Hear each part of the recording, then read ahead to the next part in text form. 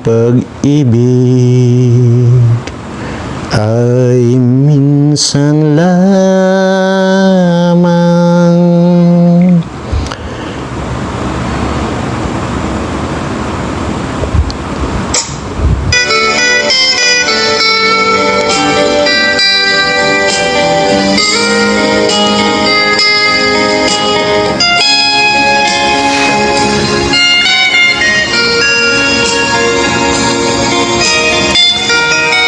Kumusta na po kayo? Ayan, at ito po at nagbabalik ako para naman po di sa ating raffle draw. Galing, no? Yung mga tugtugan na ganyan, talagang mararamdaman mo yung makaprobinsya. Di ba ba? Napakalamig sa tainga. Ika nga. Ayan po, at sana po ay doon po sa ating nanalo kahapon ay sana po ay makatulong sa inyo. Pero yung isa po ay hindi pa makontak sa ngayon. Sino ba yung kahapon na isa? Yan, nandun yun sa listahan ng sekretary ko. May isa pong hindi makontak. Kaya nananawagan ako. Panoorin nyo yung video kahapon para malaman nyo kung sino yung mga nanalo sa inyo. Ayan. So, ito po at sana ay nasa mabuti kayong kalagayan lagi at natural. Sana walang problemang darating sa inyong mga buhay. Bagkos puro saya at swerte na walang hanggan ang dumating sa inyo. At sabi ko nga po, habang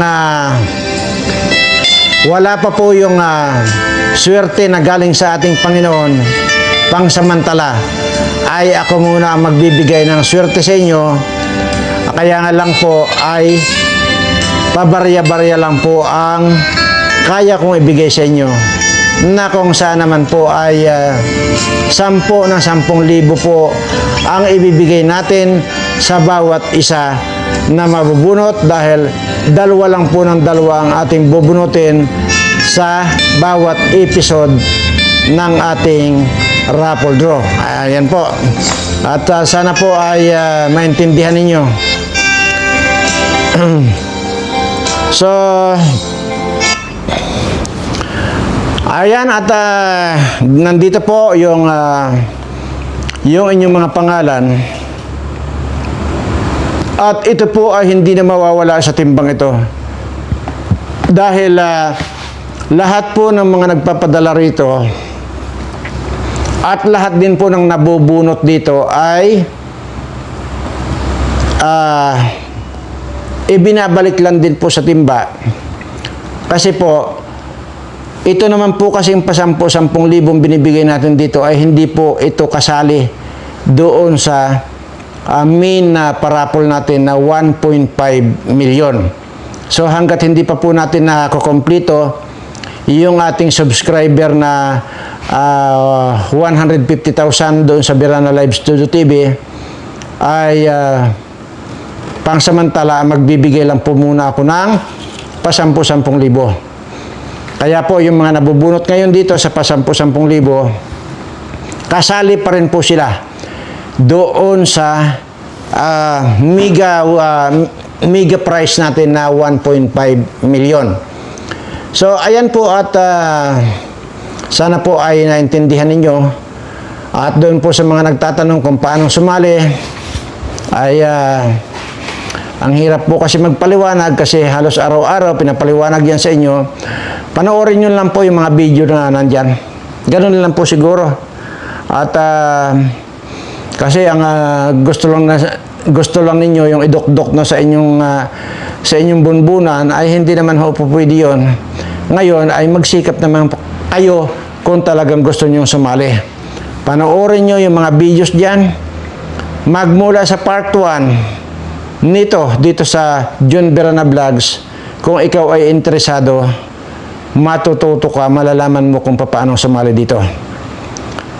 Hindi yung araw-araw na lang tayo dito nagtuturuan. At marami nga po dito na sinasabihan na ako dito na may mga comment dyan na napakaulyanin ko naman daw kasi araw-araw ko na lang daw sinasabi yan.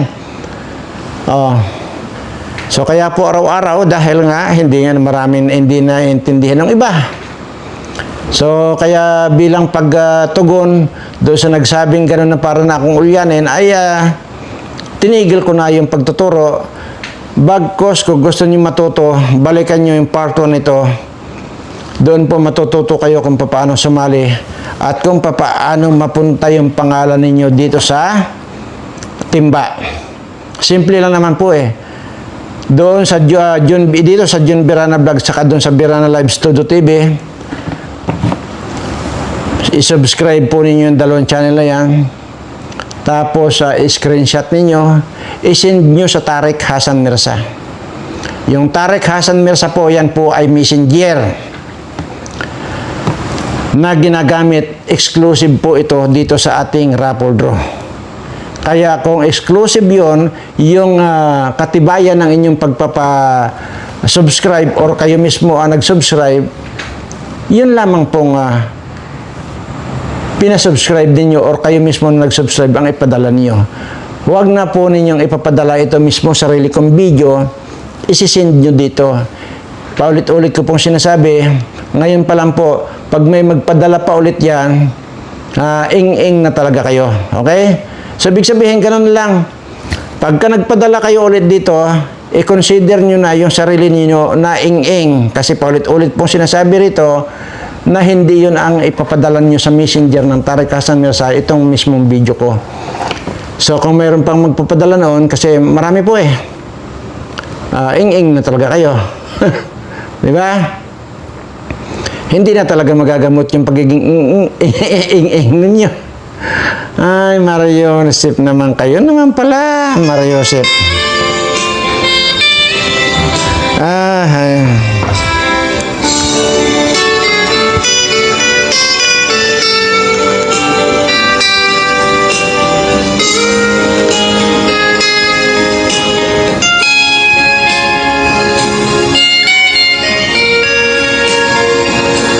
Ay, nako.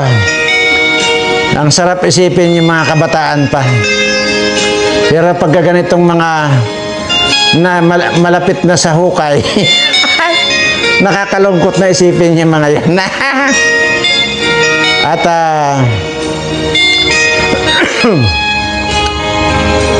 actually po, bagay matagal-tagal pa naman na 24 years pa ako mabubuhay sa mundong ito. Kasi mayroon po pala nagtanong paano ko raw nasabi na 24 years ako mabubuhay na lang dito sa mundo. Alam ko po yan. Ang kamatayan ko. Eksakto, alas 12 ng hating gabi, pagtungtong ng pang 200 years old ko. Kasi ngayon, 176 years old po ako ngayon. So, ibig sabihin, pag tumungtong ng 200 years old ko, eksakto alas 12 ng hating gabi, doon na po ako malalagutan ng hininga, tuluyan. Ayan. Kaya alam ko po. Kaya ito yung mga pinapatugtog ko na ito yung mga ito yung mga 19th century. Ito yung halimbawa mga 1960, 1961, 1950, mga ganyan, 1980, yan po. Ayan yung mga uso. Pero kasi po doon sa 18th century na kung saan ay pinanganak ako 1849, na ngayon ay 176 years old ko na. Hindi po yan ang uso nung araw, nung 18th century. Ang uso po doon noon kung meron kang magpapa-impress ka sa isang babae or isang dalaga, ayon pong dahon ng niyog. Yun ang pakakantahin mo yung dahon ng niyog. Kaya marunong po ako noon yung sa dahon ng niyog. Pwede ko pong pakantahin yun. Hindi nga lang literal nagsasalita, pero yung mararamdaman na Yun po yun. Yun po yung 18th century. At saka yung mga nag-iisang kwerdas ng nylon lang. Na hindi actual, hindi gitara, kundi parang ano siya, pwede nga sa paklang ng niyog lang. Lagyan mo ng kwerdas. Isa lang yan. Tapos tuloy yung, yan po yung mga 18th century. Yan yun. Mga 19th century, ito na po. Yung mga ganitong tugtugan na. Ayan. Gusto ko lang po sabihin niya sa inyo. Kasi doon po sa mga hindi pa nakakaalam yan. At saka nung araw, nung 18th century, hindi po lalaki ang nanliligaw. Babae po ang nanliligaw nung kapanahonan ko. Noong 18th century. Babae po ang nanliligaw. At, ayun. Dahil nga sa ang masigasig doon na babae, talagang talagang literal naliligawan ka. Pero sa kasamaan pala, doon sa lahat ng mga nanligaw sa akin, ay puro pagpapakipot yung ginawa ko. Kahit na gustong-gusto ko na, yung babae na nanliligaw sa akin, nagpapakipot ako. Kaya ang nangyari, hindi na ako nagkaasawa. Ayan. Kaya nung 19th century naman, nung mga 1961, 1970, 1980 na ganyan, yan naman itong mga uso na ito, yung mga ganitong tugtugan. Ayan. Tapos, sayawan po yan. Ayan. Yun nga, yung naikwento ko na po yan sa inyo na mayroon lang mga paklang-paklang ng niyog yan, parang bubong-bubong lang. Tapos mayroong nakapaikot na na mga kawayan. Yun na yung upuan ng mga dalaga. Yan na yung tinatawag nung araw na baylihan. Kaya alam na alam ko yan. At yung time naman na yun ay lalaki na ang naliligaw. Lalaki na yung naliligaw. So ngayon, kaya yan, pabayli-bayli kayo. Kaya ngayon, habang sasayaw mo yan, kung ikaw ay madiskarte at madaldal ka, ay magkakaroon ka ng jowa. Pero pagka torpe ka, hindi ka magkakaroon ng jowa kasi pag ganun-ganun ka lang, sayo-sayo lang. Ay ako nung araw, kasi nga, gusto ko man manligaw nung araw na yon, ay talagang isinilang na yata akong yung tipong namimili kunwari, pero gustong-gusto ko naman. Meron nga dati gustong-gusto kong ligawan. Doon sa sayawan na yon. Ay gustong-gusto ko na, hindi naman ako makapagsalita. Ayun, nung niligawan ng isa, pagkatapos ng sayawan, magkasama na sila. Adin ako ang nawalan ngayon, samantalang sa akin naman may gusto yung babae. Ako ang nawalan ngayon dahil sa katorpihan ko. Tingnan mo, tapos ngayon, dahil ayaw ko, hindi ko maintindihan, dahil nga, siguro na nasanay ako doon ng 18th century, na inabutan ko nga na babae ang nanliligaw, kaya hindi ko magawa manligaw ngayon dito. 19th century. Yun. Tapos nung sabay na sila umuwi, abay makita mo sa daanan yung mga isan, abay palagpag yung mga maisan, ayun pala nandun na pala sila. Diba, yan lang po yan, joke lang yan, pero yun po ang totoo. Kahit joke yung sinasabi ko, totoo yan. Either sa kugunan, sa sagingan. Kaya nga nauso yung kantang hindi ko lang makanta rito, yung sa sagingan, meron kanta sagingan.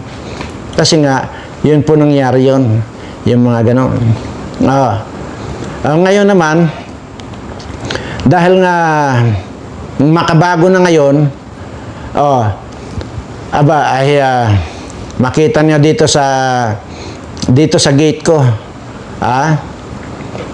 mamaya ito, mga bandang alas 4, alas 5, nandyan na nakapila sila. Yung mga gustong manligaw, gustong makausap man lang ako at makamayan daw nila ako. Yung makamayan lang daw ako okay na. So yun. Kaso yung iba kakamayan nila ako, may kasama pang hatak, ikikiss na nila ako.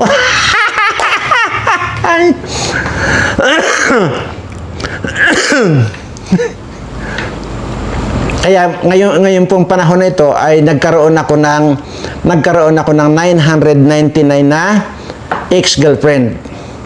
Yan. Yan yun. Yung panahon na ito. Kaya nagkaroon ako ng 999 ex-girlfriend dahil yun nga, sila na ang pumupunta rito, nakapila na sila riyan. Alam nga namang hindi ko asikasuhin. Ay siyempre, malayo ang pinanggalingan ng mga ito. Ay kahit pa paano for human consideration ika nga, ay asikasuhin mo. Yun. Bakit nga ba ang binilang ko na lang ngayon ex-girlfriend at hindi na ako nagbilang ng girlfriend ko ngayon? Ay kasi po, ganito lang yun eh. Kaya po, puro ex na lang yan dahil nga pinagpapalayas ko na mga yan. Isipin mo naman, mag-girlfriend ka, pagbabawalan ka. Pupunta ka lang doon sa kung saan dyan na makita mong may medyo taong hirap na hirap or naglalakad na walang tsinilas. Abutan ko ng tsinilas yan, abutan ko ng konting tulong. Nagagalit na. Yung mga iniikutan namin dito, pinagbabawalan pa ako. Ay di sabi ko, ikaw ang lumayas. Lumayas ka na. Ganun din, pare-pareho. Iba naman, pagkatapos mabilhan ng Mercedes-Benz, ay iba na ang pinapasakay sa binili mong Mercedes-Benz. Ay putang inang buhay ito.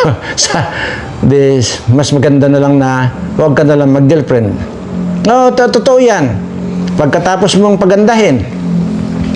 Kasi, ako naman yung tipo kasi na iniisip ko magandang, ba't kasi makati ang mata ko? Parang nakuha yata ito doon sa, kasi galing kami doon sa, kanina. Masukal po kasi yung daanan kanina. Makati. Ayun at, nasaan na ba ako? Saan na ba yung, nalimutan ko. Ayan, yung mga madadamot. Tapos, pagka naging girlfriend ko yan at hindi naman kagandahan, halimbawa, ay magre-request yan na ipa-confine ko raw doon sa clinic ni Dr. Abilio.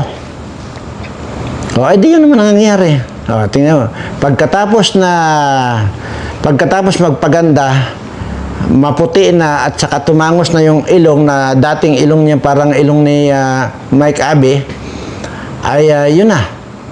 At kung ano-ano pang kabulastugan ang pinaggagawa na pupunta doon sa shopping mall, yung kanyang short labas na yung pigtot.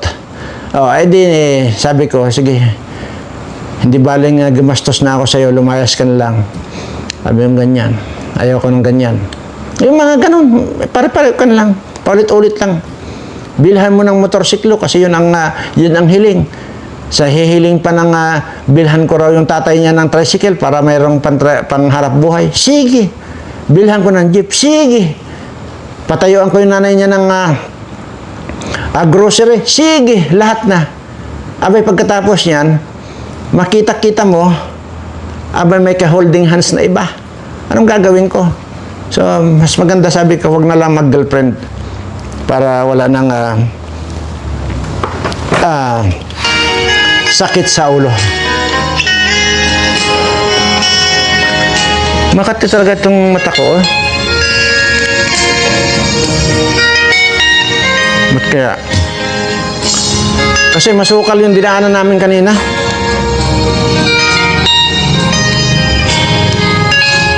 Ayan po, pero sandal lang po yung Yan po yung mga kwento ko na yun. Kwento lang po yun. Hindi po totoo yun, ha? Baka sabihin naman yun na para lang po malibang tayo ng kaunti, ano? At yun ay kwento-kwento lang. Pero yun pong 176 years old ko na, yun po yung ang totoo. 1849 po ako ipinanganak. At yun. Kaya maniwala kayo dito sa actually hindi nyo lang lulo sa kalululuhan nyo na ako eh. Di ba? Pero tingnan nyo yung itsura ko. Kaysa dito sa itsura ni Enrile na bangingi na halos hindi na makapagsalita. Ay ako, mabilis pa ako magsalita. Di ba? Kasi ako yung pinagpala at si Enrile naman ang isinumpa. Iyan. Kagaya nitong vlogger na isinumpa. Tingnan hanggang ngayon, palapad ng palapad ang ilong. Di ba? Yan yung mga isinumpa at ako yung pinagpala. Ayan. Kaya, lahat na nandito ngayon na sumusubaybay dito sa channel ko, isa lang siguraduhin ko sa inyo, pagpapalain kayo ng walang hanggan ng ating Panginoon. Tandaan ninyo. At so yan po ang ating ito po siya. Yan po ang bubunutin na yan. Ganyan po kayang kadami. At sisimulan na po natin ang pagbunot. Ano? Ayan. Haluin po natin yan na nakatalikod sa akin. At para wala po kayong masabi. Ayan, bunutin na po natin. Sakit talaga mata ko. Makati pa.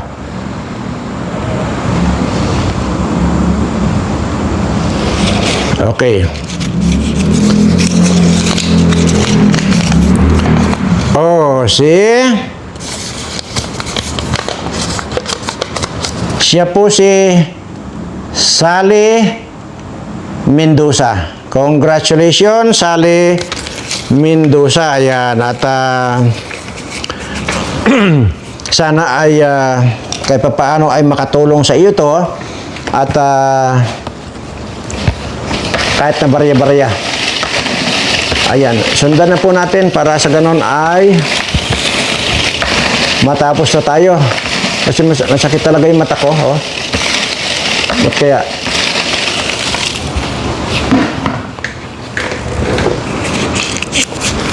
Sakit na Makati pa.